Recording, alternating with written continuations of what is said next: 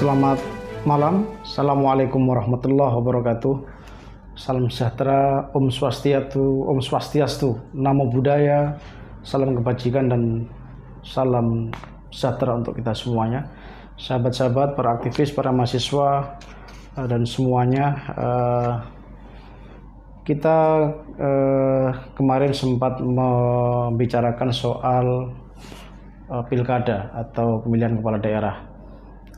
Ada satu problem yang menurut saya di penyelenggaraan pilkada yang keempat, gelombang keempat ya, pilkada serentak ini, yang problem itu menjadi problem yang tidak pernah terselesaikan. Problem yang sangat serius, yang sangat menjadi indikator yang sangat menentukan apakah pesta demokrasi lokal 5 tahunan ini sukses atau tidak. Problem itu saya sebut sebagai soal pengelolaan atau pengaturan dana kampanye. Jadi soal dana kampanye pilkada itu sudah berkali-kali instrumen hukumnya dibuat. Undang-Undang 10 2016 ya, Undang-Undang Pilkada perubahan pertama ya. Kemudian juga di beberapa peraturan KPU, peraturan teknis KPU, yang terakhir diubah peraturan KPU 12 2020 ya, tentang dana kampanye. Jadi kenapa saya sebut sebagai problem dana kampanye pilkada menjadi sangat pelik, sangat sulit dipecahkan. Jadi di Undang-Undang Pilkada disebutkan bahwa pasangan calon kepala daerah, baik itu gubernur, bupati, wali kota, boleh mendapatkan sumbangan dana kampanye dari parpol atau gabungan partai politik yang mengusungnya. Yang kedua dari perseorangan itu bisa siapapun ya.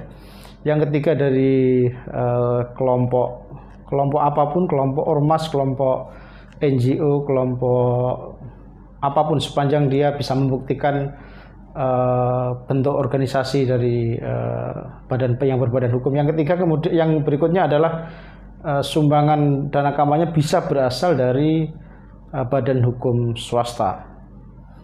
Nah, ada batasan-batasan yang diatur di Undang-Undang Pilkada itu. Untuk perseorangan batas sumbangan maksimal adalah 75 juta. Sementara untuk badan hukum swasta, kelompok gabungan parpol atau parpol maksimal 750 juta.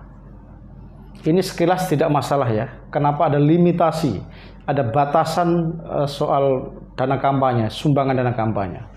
Satu, filosofi pengaturan soal dana kampanye tujuannya sangat baik. Satu, membatasi dana kampanye, transparansi dana kampanye pilkada akan mengarahkan kepada, akan mencegah terjadinya korupsi politik di daerah, dinasti-dinasti politik di daerah, korupsi kepala daerah yang sangat marak ini, yang mengancam demokrasi lokal. Dengan mengatur, membatasi dana kampanye pilkada, maka tentunya kita bisa berharap bahwa tidak ada bandar, tidak ada investor atau korporasi yang bisa mengendalikan atau bisa mendrive, menyetir bagaimana Pak Bupati akan mengarahkan politik hukumnya, kebijakan publiknya selama 5 tahun. Tadi kita agak curiga.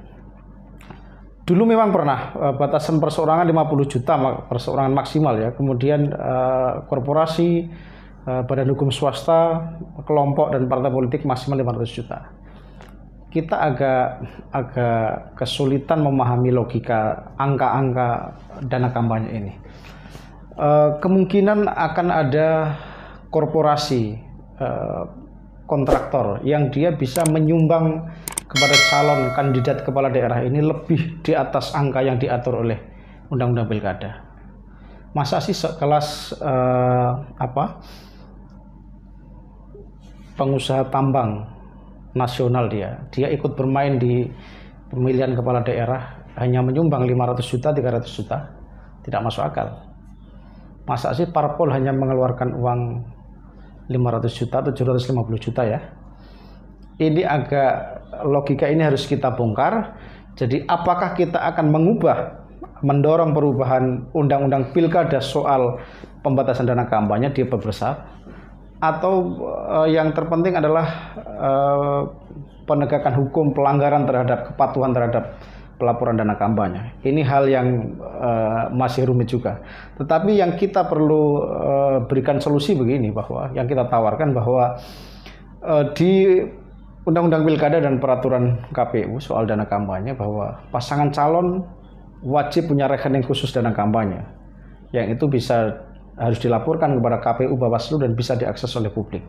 Berapa sih dana kampanye pasangan calon A selama kampanye, dan sumbangan yang masuk berapa, dipakai berapa. Itu yang terpenting. Jadi antara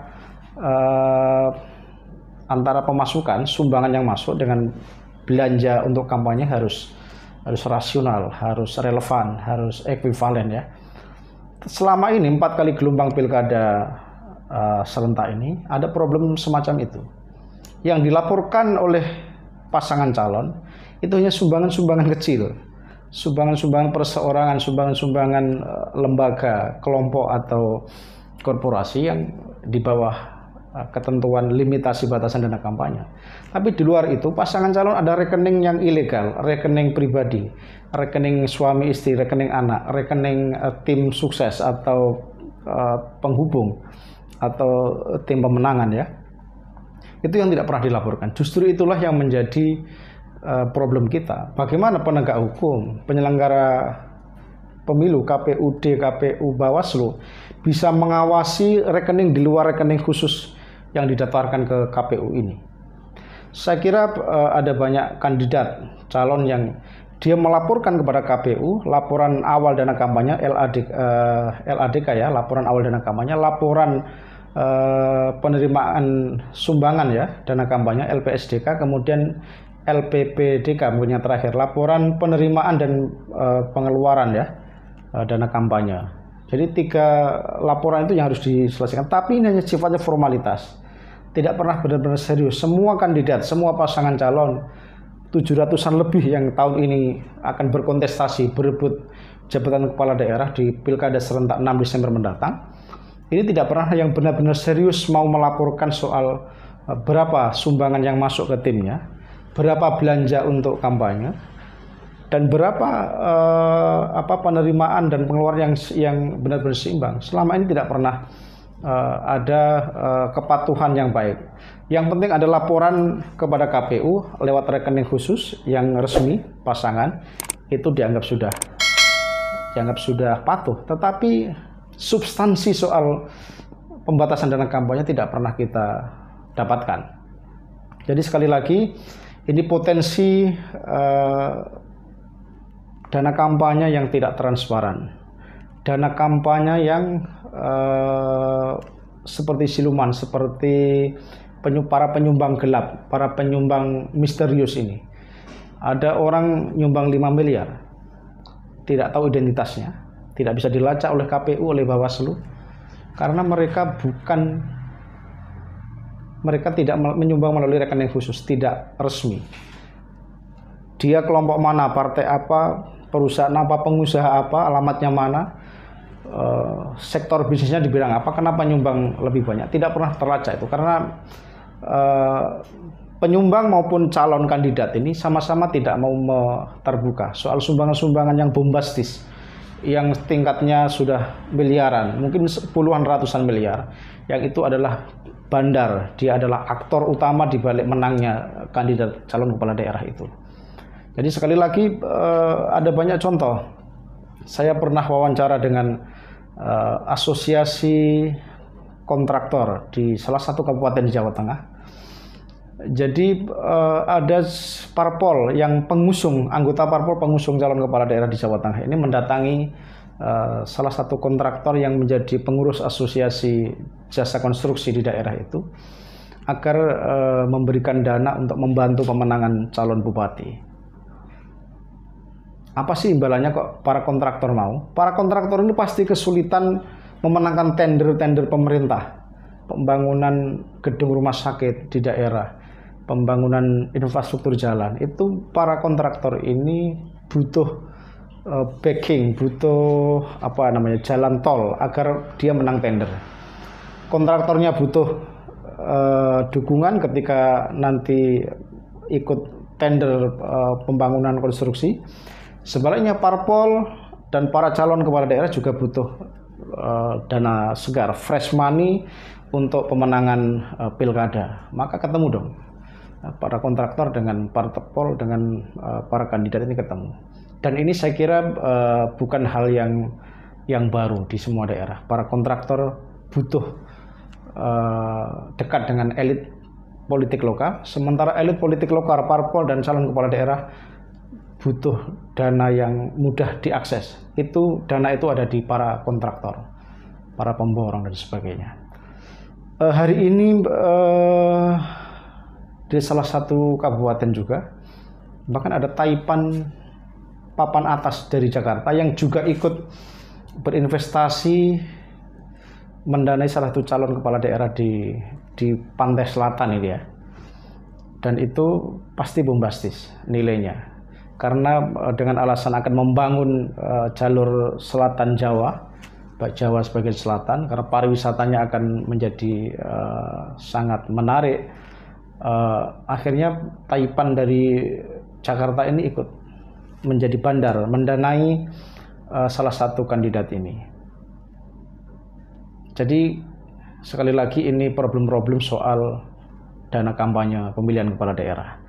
Kita ke depan harus membenahi ini, karena indikator keberhasilan pilkada serentak, keberhasilan politik lokal, demokrasi di tingkat lokal adalah semakin sedikitnya korupsi kepala daerah, semakin rendahnya peran para cukong, para bandar ini untuk mendanai, terlibat menjadi penyumbang gelap pilkada. Kita bisa melakukan perubahan di undang-undang pilkada, bisa melakukan perubahan di peraturan KPU kalau lebih cepat ya. Tapi ke depan kita secara jus constituendum, kita harus bercita-cita membenahi pilkada dari sisi soal pendanaan kampanye. Di luar itu ada yang lebih penting, tapi dana kampanye harus dibatasi. Jangan sampai ada penyumbang-penyumbang misterius, tetapi dia mengendalikan bupati ketika dilantik. Di injury time nanti banyak calon kepala daerah yang bingung untuk melakukan serangan fajar. Dia ngontak para bos, para kontraktor, para pemborong ini agar menyerahkan uang dengan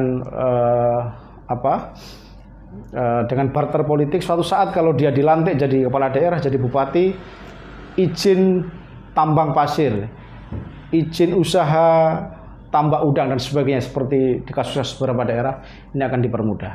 Kalau kepala daerah dilantik dengan beban ditunggangi oleh para pemodal korporasi yang jahat ini, maka jangan berharap 5 tahun kepemimpinan kepala daerah bisa berpihak kepada rakyat.